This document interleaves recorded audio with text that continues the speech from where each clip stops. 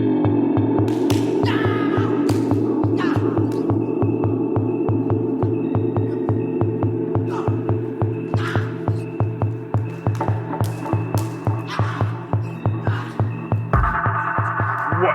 is the sound of one hand clapping? What is the sound of one fist punching?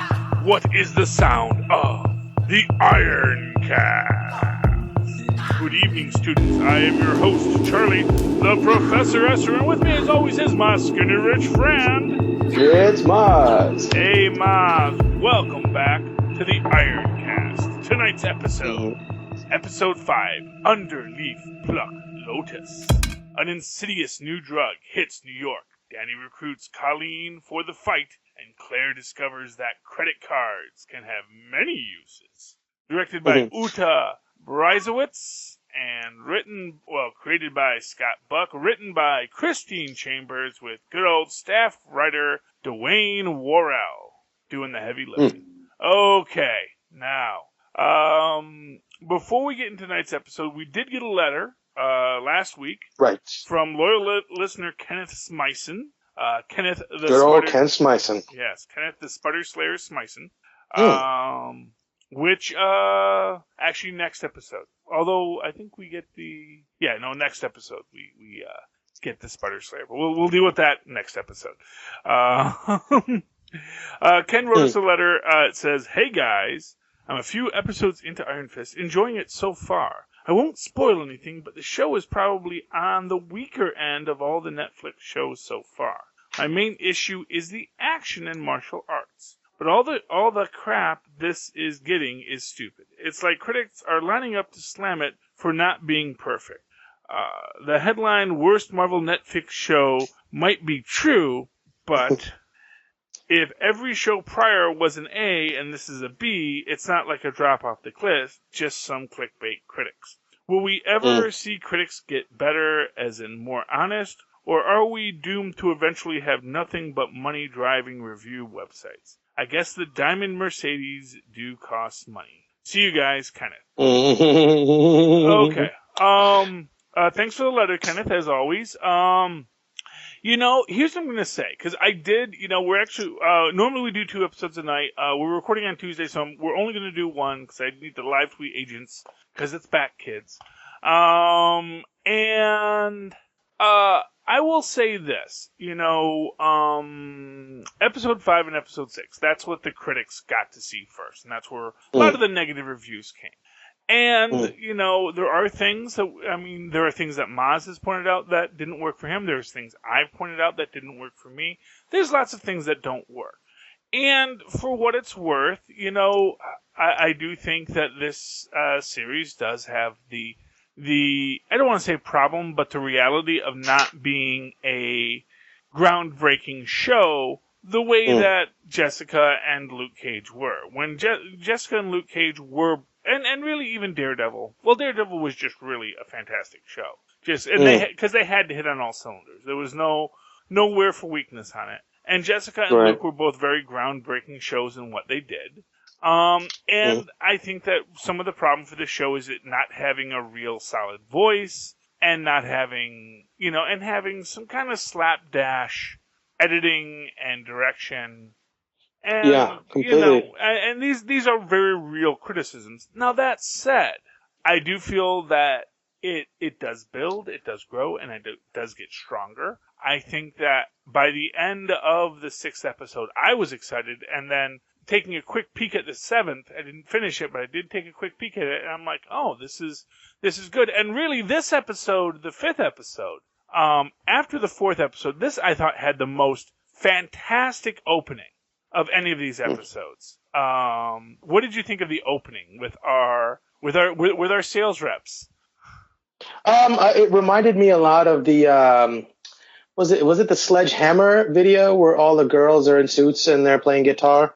I'll take your word for it. I don't remember that video. Well, anyways, it reminded me of that. But I thought it was pretty cool. But the scene where the junkie actually tries to sample their heroin patch and his depiction of what heroin is supposed to do to you was really, really borderline offensive and how comically bad it was.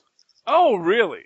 I've never done Yeah, I heroin, mean, so I can't say from but we've personal. seen it at least, how we've been informed through TV and, and subways to heroin. You know what I mean? Yeah, I It's like mean, that's yeah. not what and he pops right back up, feeling better than when he took it before. So Well, is the heroin like, that kind of good that it doesn't create zombie dope fiends? Well then, yeah, I don't know. How is it evil then, no. The evil is in the addiction. I mean, that's always the thing Mm, about addiction. It's not what the drug does to you; it's that it robs you. When it comes to the question of addiction, the problem with addiction isn't even so much what the drug does to you. Now, often it does do something untoward to you, mm, alters your perceptions and your understanding of things. But what is problematic about the drug is this addiction, is this fact that in order to get the next high, you will do anything. And if you think about it, from a drug dealer's mm, perspective, what you want yeah, is someone who feels good, is clear-headed, and is ready to earn yeah. more money to give to you for their next hit. You know, Yeah. No, I mean, I agree with you on all those points, but I just thought that was a terrible, terrible acting performance by whoever that guy was, or yeah. terrible direction, either way. Yeah, well, I think you always, that's one thing this is actually one of the things I think that has really impressed me about this show. Maybe not impressed is the wrong word, but maybe Mm, struck me about this show is that it really made me realize, it's like, you never really think about, there's a great line about inkers. Which is that mm. yes, if the art is good, an inker is basically a tracer. But if the art is bad, then they are freaking artists. Because, there are these people that do things, the editor, and really to some extent the director, that you never think about because we are so Yeah. focused on what the star is. We think about the actor. We think about the writer. We very rarely think, I mean, sometimes we'll think about the director when we're told, oh, he's a great director. But, we never really Mm, think about how much a mm, bad director. It's like mm. this: when we have a good director, we know it, but we never really think about how much a bad director really tears apart a show. And I do think that there has been some weakness in some of the direction Yeah. in this I feel series. like, you have your hour-long dramas that are on everywhere, 24 or, Mm. Prison Break, stuff like that. That's really, really good. And then you have like, the fringe shows on the side that a few people watch. They're sort of like guilty pleasures or, like that Limitless show that was a little while back. It Yeah. wasn't a bad show, but it wasn't a terribly good show. But, there was certain charm to it that made it last for a little bit. So I feel Hmm. like that's one of these shows from Marvel. They have their really, really good shows, and then occasionally they gotta, put something out Yeah. to, I guess, feed other people. And then, not for nothing, as I've always said about this show, I do think that it is kind of meant to be the palate cleanser before Defenders. And in That's a that, good point. yeah, in that sense, they maybe didn't want to spend too much. And that's, one of the things that people never think about with a budget for a film is one of the biggest things that can eat up your budget is more than one take. Mm, And so if you don't do more than one take, mm, then the director has what he got and the editor has what they got to work with. And, when you're just trying to get the line, and often when you're in the moment, you're just trying to get the line reading and you're not even necessarily thinking, especially if you're an actor, you're only thinking about getting the line reading right. And so you mm, may do the line reading right, but then, oh, well, we didn't have the shot framed in the exact way that would have been best for the line reading gave. And so if you don't get mm. that chance to do that second cut because while you're sitting there, you think, well, we shot it. He did do a good reading. Now we got to sort of put it all together in post. And again, what I always love about you, Mozz, is that you do Mm, find the little things that, I often glance over and you say mm. that was something that took it out. Because, like, for me, the heroin addict's reaction, I thought Oh, was actually pretty cool. Because from my huh. perspective, what you have is first off, you have his essentially getting knocked, basically getting kicked by the mule. And so he falls back, he's knocked over. But then he gets up and he says, it's like the Right. first time. Yeah, And, but I mean, like and heroin slows you down. It doesn't speed you up. It was just like a weird, well, actually, yeah, as a point about most drugs, I mean, yes, heroin, as we know it, yes, it is. It doesn't speed. It doesn't speed you up. It does slow you down. That said, what you're getting is sort of a clearing away of his. I mean, in some ways, what you sort of see here is kind of a methadone high. And one of the things people say about methadone is that people on methadone, they don't get high, but they get addicted to methadone. Right, because it staves off because it staves off sickness. the DTs. And so in this case, the guy is sort of moved beyond that, and you have this idea that it is something that is a little cleaner, a little, like I said, what you want as a drug dealer is something that gets them addicted but keeps them productive. Isn't that what every capitalist company has always wanted? A drug you could give people that would keep them clear-headed and productive, but also addicted. That's why you get coffee in every office you've ever worked at for free. Well, yeah. Yeah, it's like as close as we've gotten to that perfect drug is coffee. All natural. That's true. Okay, so we have this drug that's been introduced that the Hand is trying to distribute, and Danny's trying to do some research into this. He has his assistant, of course, not understanding how an assistant works, which I loved in that just because it also speaks to this idea of that you get this nice little parallel between someone who has been cloistered by wealth and privilege and someone who has been cloistered by growing up in a cloister. This idea that he doesn't really know what an assistant does. He knows that his dad had an assistant, and she did a lot of things. And I like when he says, that means you're sort of like my apprentice, because he's thinking, well, when I was an apprentice, I had to do whatever the heck the guy said. And she's like, no, I'm not your apprentice. Don't make me call HR on you, buddy. Because I will drop a dime on you, Danny Rand. But they work out what it is she can do. Basically, I'm not going to run around and do things for you. But yes, if you need that information, I can find out who that has that information. I can get it for you. I can tell you where to find it. Which was great. And I like that assistant. I hope she gets a little more to do. I hope that if we do get Iron Fist 2, we get a little more with her. Right now, she's probably one of my favorite characters from the Rand Corporation. Because Ward, I think, is a little too out there. And Joy, I think, is a little too underdeveloped. And again, I think that, as we said a couple episodes ago, that I think Joy's underdevelopment is intentional. Because I think both her and Ward were underdeveloped people because of the way they were raised. But I could also see it being like they might want to develop her in different ways down the road, and they don't want to sort of close themselves off from the possibility of different things that they can do with her in the future. If, in fact, this is a show that they're sort of throwing away to get to something bigger, Yeah. Well, what I'll say is that Danny Rand is going to be part of this. Because, what's always important about Danny Rand is that he is, and, for what it's worth, he is the palate cleanser superhero. He is the superhero who is more centered. He is a superhero for whom a code isn't compromisable, But, and I think that very, as I said, Iron Fist is a very golden age superhero. He's a golden age superhero who came about in the silver, possibly bronze age, depending on where you cut things. Right now, I think we're in the aluminum age of comics. Interesting. Yeah, well, just because they said it's the golden age, it's the silver age, it's the bronze age, and then someone says, there's nothing after bronze. What are we going to call the next age? Because every couple of decades, it's a new age of comics. So, and you already started a metallic theme. So, And guess we're going to have to keep inventing elements. Yeah. Well, ironically, of course, what you have is you had the Golden Age, which actually had much more to do with sales than necessarily story. Because most Golden Age comics, I see what you're saying. Yeah, are kind of bad.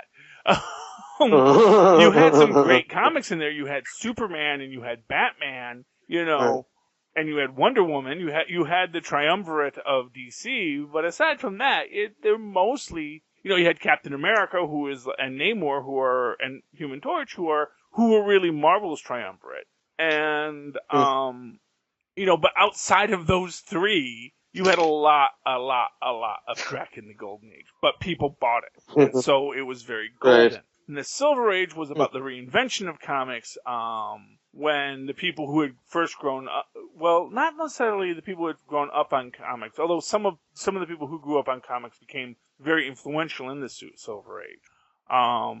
And then of course after the Silver Age you got what was the Bronze Age, which became the 80s, which was very much the lunatics take over the asylum era, where I think some of the best comics have been made. I think comics have been becoming better and better as their sales have decreased and decreased, because they've become less about the whiz bang of comics and more about, there was a great thing, there was a great article I read many years ago when I was doing a analysis of popular culture, and it was like for a high school essay, and I chose as my topic the concept of the value of popular culture and how popular culture is understood. And one of the things they made a point about was that within music, you start out with jazz, and jazz is this radical, hip, crazy art form. And people love it, and people like to dance to it.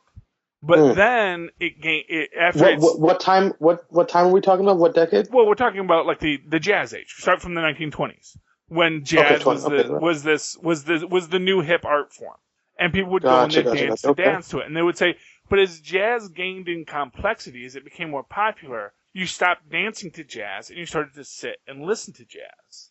And when you start to sit and listen to jazz instead of dance to jazz, jazz becomes less and less popular. And basically what they were saying was that this is what was happening to rock and roll music at the time. This was like, that when you move from the 50s to the 60s, rock became less and less about getting up and dancing and more about, hey, listen to the words and listen to the musical complexities and listen to what we're trying to say beyond just getting up and dancing. And then that rock starts to wane in popularity because you can't dance to it. And so then, and of course, what it is that because rock is such a broad genre, other people start coming in to try and make something that you can dance to. So you go from... And so you get disco. Yeah, well, you get disco, you get punk, you get... There's an entire argument to say that disco is maybe even the apex of the sit and listen to qualities of 50s... Of jazz? Oh, no, of 50s rock. And then, and then, of course, and you can even see it now that with rap becoming hip-hop, and then even hip-hop becomes much more and more this idea of sit and listen. Listen to what we're saying, and you stop dancing to it. Now, of course, there's an entire secondary argument about music, which is that we move much more and more as we become more tuned into our music in headphones, that music becomes much more akin to chamber music, which was always sit and listen to music. That chamber music is music played in a small room, which is why it's called chamber music. Little fun trivia for you kids. And so, as you put on the buds and you become a room of one, it's much less about dancing to the music as it is about sitting and listening. And that's where popular music is now kind of coinciding with that sit and listen to aesthetic as we become much more tech-savvy, advanced human beings. Wow. There's an interesting question about the evolution of culture there. But anyway, so to sum up... Indeed. Danny Rand is rock and roll. Danny Rand is stuff you're not supposed to think about, you're just supposed to dance to it. I dig it. And that's maybe selling Danny Rand a bit short, but I think that there is some qualities to this where it is supposed to be a lot more whiz-bang, and you're not supposed to think about it. Unfortunately, Danny Rand is coming in after a lot of sit and listen to it. Right. No, I get your point about the whiz-bang of it all, and especially when we get to the next episode, the 6th episode, there is a whole lot of that, but I found myself just being annoyed at every turn at the next episode, because it would have been a great cartoon episode and it would have been a great comic, but if you're not choosing to really lean on that, aesthetic pretty heavily, I'm not going to buy sort of that it's serious. It just seemed hokey and kind of like a joke at some point. Yeah, well, and of course... So I feel like, know... Well, what it is, and again, it is this quality of the Iron Fist character is that and I don't want to talk too much about the next episode because we are going to get to that next episode. Yeah. But I do think in that one you are looking at much more following a classic kung fu film aesthetic, which is not dissimilar from basic video game aesthetics, which is, boss Yeah. battles. And next episode has a lot of boss battles. This episode, Right, but it's literally corridor to corridor, room to room, in like a tiny high school or something. Yeah, Those kind of Yeah, and of little course fun. each room has its own thematics, and we'll get to that. We'll get to that next episode. Yeah, I've been to places like that in Vegas, but I don't think we can talk about them here. Okay. It's perfectly legal so long as everyone's consensual and no money exchanges hands. And if money exchanges hands, it's not for what happens. No, you have to be in Reno for that, right? Yes. Right. Well, that was actually an interesting point I made to someone where someone was questioning why porn is legal and prostitution is not. And the reason why porn is legal is because no one is paid to have sex with someone else. People are paying actors to have sex, but that is not the same as if I pay someone to have sex with me, that is illegal. But if I pay two people to have sex on film, they're just having sex on film. Right. Because in essence, what you're making money off of is not the act, but the selling of the image of the act. Exactly. So it's a very interesting legalistic question. Oh. And there is actually a very solid argument to be made about why one aspect is illegal and one aspect is not, because it is about the exploitation and the general societal damages. Right. But that only happens once they're illegal. When they're legal, there's a lot less of that. Well, of course, and although there are counter arguments to that as well, but we're not going to have that conversation today because we're talking about Iron Fist and what not to say on camera. Because as we find out, the Rand Corporation has basically a Zug Island. For those who don't know what Zug Island is, it's a little island in the Detroit River, which we often weirdly proudly would say is in River Rouge actually. Didn't she say on Staten Island? Well, this is That's what I thought. No, I'm referencing something from my youth, which is a place called Zug Island, which is basically Zug Island is a little island with a chemical plant on it in River Rouge, in the Rouge River in Detroit. Mm-hmm. That basically, as we used to say when I worked in asbestos removal, you had to prove you didn't have cancer before you went to Zug Island, because everyone knew when you got back from Zug Island you had cancer. And true story, that was what we'd say. And that's pretty funny. Here we have the situation where Rand has this chemical plant which is, they say, look, we're following every OSHA law. We are following every EPA regulation. Now, it's important to remember this is the Marvel Universe where teenagers are getting bit by radioactive spiders. So how many OSHA regulations and EPA regulations there are, we don't know. But right. Otherwise, I've always said, when you have a situation where radioactivity exposure may periodically induce superpowers, I understand why there is less interest in stricter guidelines. Because, hey, that kid may have cancer, but that other kid, he's got laser beam. He might save the world. Exactly. Or rule it, one or the other, but everybody, if you think about that, it's like the lottery. You pay your ticket, you buy your dollar.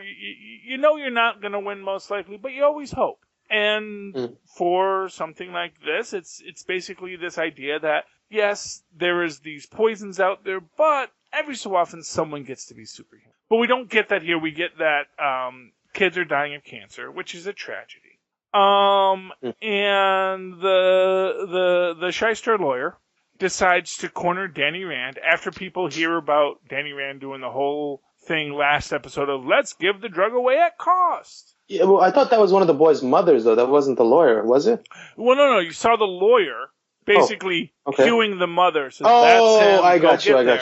And he sets up the cell phone where Danny Rand says, I'm sorry, we'll make this right. Which is like, okay, first off, you really remember why the Meachams really dug their own grave on this. Because Danny did not want to be the head of Rand. He just wanted to come home. And had they, talked to him and dealt with him and, tried to assess his situation and tried to assess where he's at, and then maybe, as I've said before, buy out a portion of his percentage just so he could have his lifestyle, and we can run our business, because let's face it, Danny, you've been in the monastery. You know, you don't need to run the business. We've been doing this for a while. Why don't you let us help you? And you just relax and study your kung fu and be happy, and we're all going to go out to Chuck E. Cheese later, because I know how you used to love that. Or the circus, that's a really interesting point, because it got me thinking, especially in the way that he handled that situation with, we're going to take care of it, and not understanding that selling the drug at cost would hurt the business, or not worrying about it. Maybe he's emotionally stunted to being like a grown-up 13-year-old. Well, can you imagine? And for what it's worth, I think that's indicative of the Iron Fist character. You know, the Iron Fist character, as I've always said, the Iron Fist character is this guy who has lived a charmed life. And it may not always seem like he's lived a charmed life, but when you think about it, it's like, I was born rich. And then, yes, I suffered a tragedy, but within that tragedy, I also, was adopted by mystical monks who trained me to become the greatest warrior ever alive. And in his life, he is a person who has been given. It's interesting. He's a person who's been given a lot, but who has always risen to the occasion. And and how you look at it is like, it is like the Batman, and Batman is born rich, and then Batman suffers a tragedy, but instead of becoming overwhelmed by the tragedy, he rises above it, and he rises to every challenge he's been given.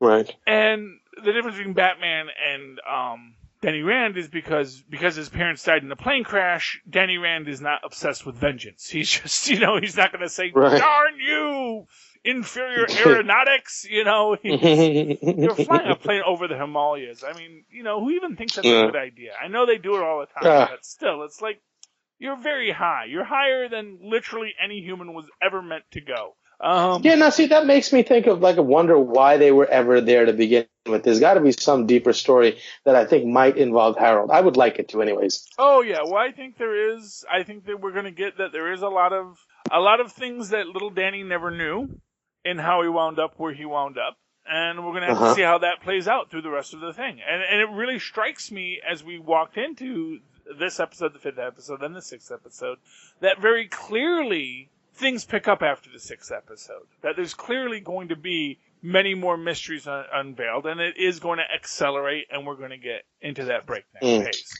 Now, in this episode, what we get is after Danny basically tells the company, tells the lady, yes, we're sorry your kid has cancer, we'll do what we can to make this right. The lawyers threaten them, either you settle or we're going to make this go viral. And again, everyone tells Ward to settle. Joy tells Ward to settle. Frank and Stein, you got that right. Wendell Meacham tells him, or what's his name? Is it Wendell or is it? Harold. Harold Meacham. Wendell is the Rand. Harold is the Meacham. And Harold tells him to settle. And of course, what does Ward do? Not settle. He's not having it. Ward wants to be his own man. And I don't know. I feel like they're doing the same thing to Ward that they were doing to Danny, and it's going to come back and bite them in the behind, because obviously Harold can see that he's not equipped for the position that he's in. Joy can see that he's not prepared to do that, but yet they let him stay on, and it's just festering. And for some reason, Harold seems to take a little bit of joy in torturing him. Yeah. And so the same thing, they could deal with him in a manageable way and put him in a position where he'll be more comfortable and happier, and it'll be less of a problem for them down the road. But I don't see why any of them don't see that coming. Yeah. Well, and for what it's worth, Harold is a really, really evil man. I mean, he is just a very evil man. And that is, I think that is supposed to be his point. Now, we get a nice bit here because, of course, Danny, he's trying to track down where this new heroine comes from. And it's interesting because in this episode and the next episode, we see that Danny leaves the heroin with Harold, but we never see him take it. And that's an interesting point. I haven't seen that come back yet, and I don't know if it's supposed to be implied that he takes it, because we do see him taking the drugs at the end of this, all of his pills, but we don't see him. I think we get a little more on that in episode 6. Yeah, well, we get something on that, but again, we never see that moment of it coming back out, and that's what's interesting to me.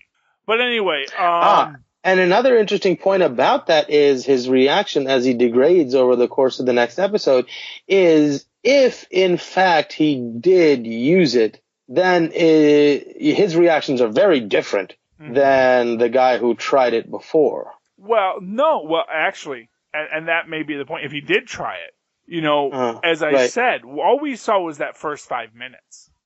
We didn't see what that guy became when that was gone. Well, that's true. And then once it's out of his system, then it's like, oh no, we can't exist without that. And like I said, that's the point of that kind of a drug, is to create that intense dependency.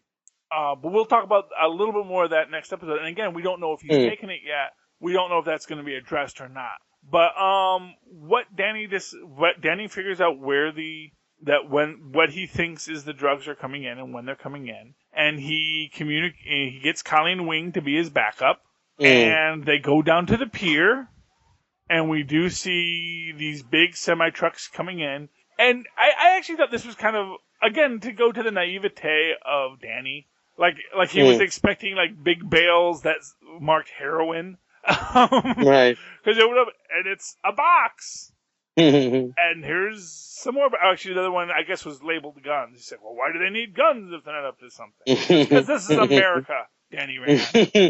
Right. And we just have guns coming in. And then the other one is just cardboard boxes. But again, it's like all those cardboard boxes could have been filled with heroin.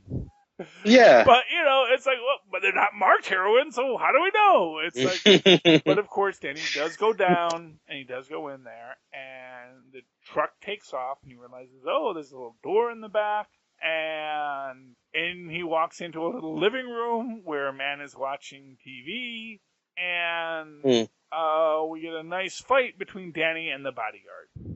And I don't know, did you get the sense that the bodyguard was supposed to be a little bit superhuman? Yeah. I was like, oh, there's definitely something with him, for sure. That was, immediately thought that. What does he, like, bust through the wall or something like that? Yeah, well, he busts through, like, a table. He hits a table and it shatters. And, I was waiting for someone to call him Marco. Although I'm glad they didn't, because Marco does die horribly. Well, this guy does die horribly at the end. At the end. Yeah. Man Mountain Marco is one of my favorite.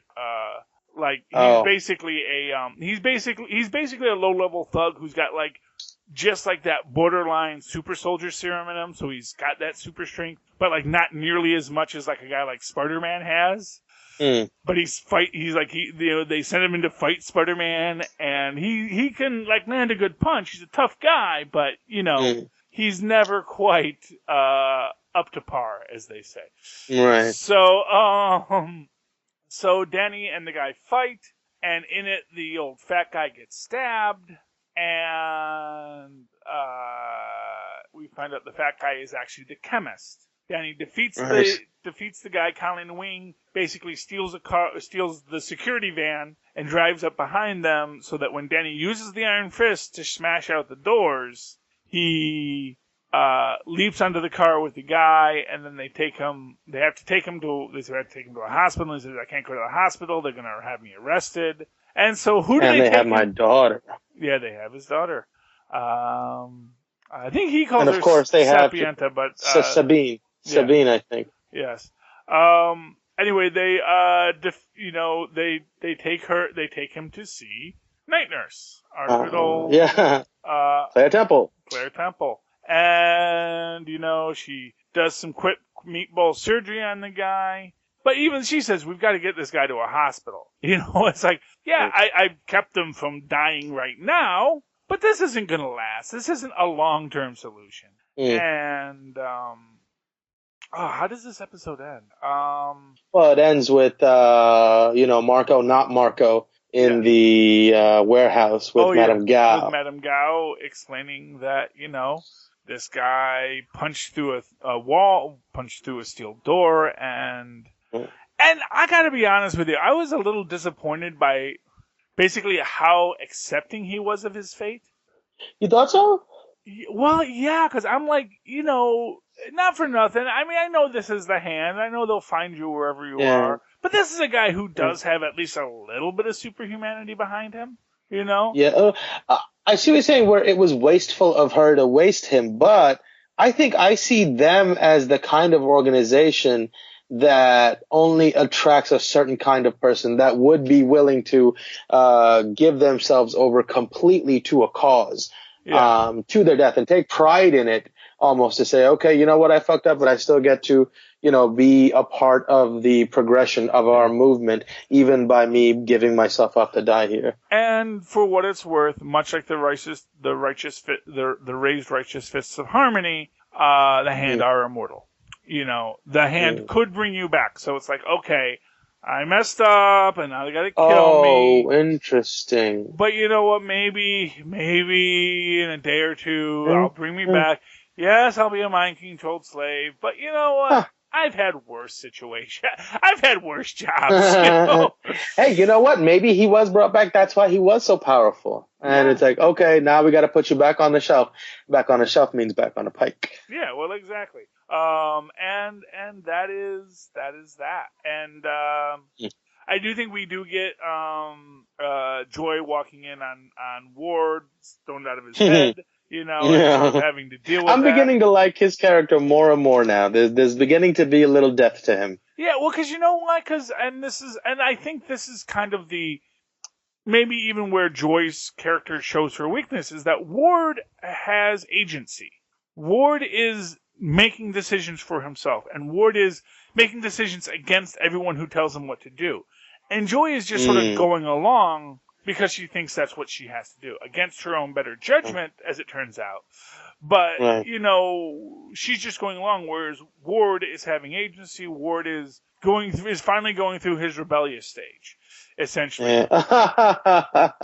He's taking drugs. He's not listening to his dad. He's not being That's the funny. Good son anymore. Right. And that is the problem. Okay. Yeah.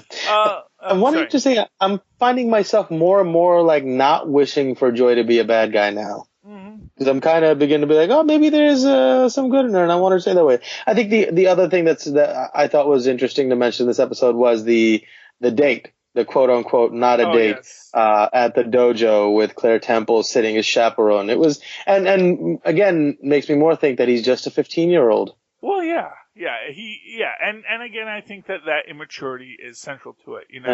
As I always say, like, to me, the most defining quality of Danny Rand is from Secret Wars 2, where they're talking to the Beyonder, and the Beyonder's trying to understand what it is humans desire, and Danny Rand is basically saying, no, you don't understand. You've been what all humans strive for. We all wish to be one with all things. And you've been that, so why would you want to come back and be with us? And, the Beyonder's sort of looking at him like, no, I mean, yes, I was that, but what you are is interesting. And basically Luke Cage says, don't listen to him and that Zen bull stuff. What you need is money. That's all anyone in this world cares about. And then and the Beyonder says, oh yes, I've learned that money means gold. So let me turn your building to gold. As thank you for telling me that money is important, because I did not know up until this point. But the idea of it is that Danny Rand, he actually is a guy seeking enlightenment, because from 13 on he was raised to seek enlightenment, and that he really understands that money is great, but it's not as important as enlightenment, And, yes, he's going to combat evil and do all these great ninja superhero things, but his purpose for that is less about becoming a better fighter as it is about gaining more enlightenment. It's this idea of, what I always say, it's the wizard's paradox, is that you can gain a level of enlightenment that will allow you to cast fireballs, but once you have enough enlightenment and understanding of the universe to conjure fireballs from nothing, you suddenly find that you have no purpose to conjure fireballs because you're just throwing fire at things, and what is the purpose of it? As you gain that to impress the ladies. Well, yes, but once you're enlightened Right. enough, you're less concerned about impressing the ladies and more concerned about. No, but I mean, I don't know. things. I feel like I hope he grows past that and realizes that loving the ladies is not necessarily counter to enlightenment. Oh no. Well, yes, and I think he's already there. I think that part of Yeah. this is And I think because- part of because this is that Danny's having his little rumspringa. Right. Which is And I think they are so adorable together. And she is doing a phenomenal job playing that role in that character, you know? Yes. So, okay. So, any final thoughts on tonight's episode, Mozz?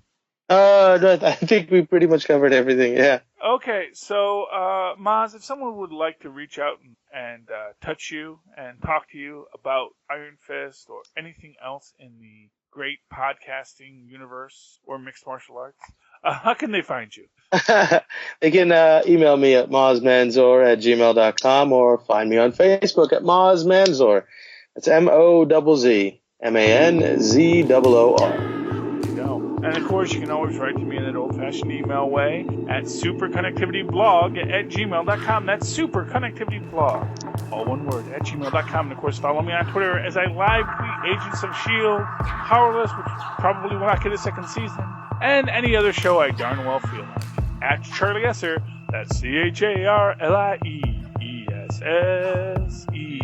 Look for the two E's in the middle for quality.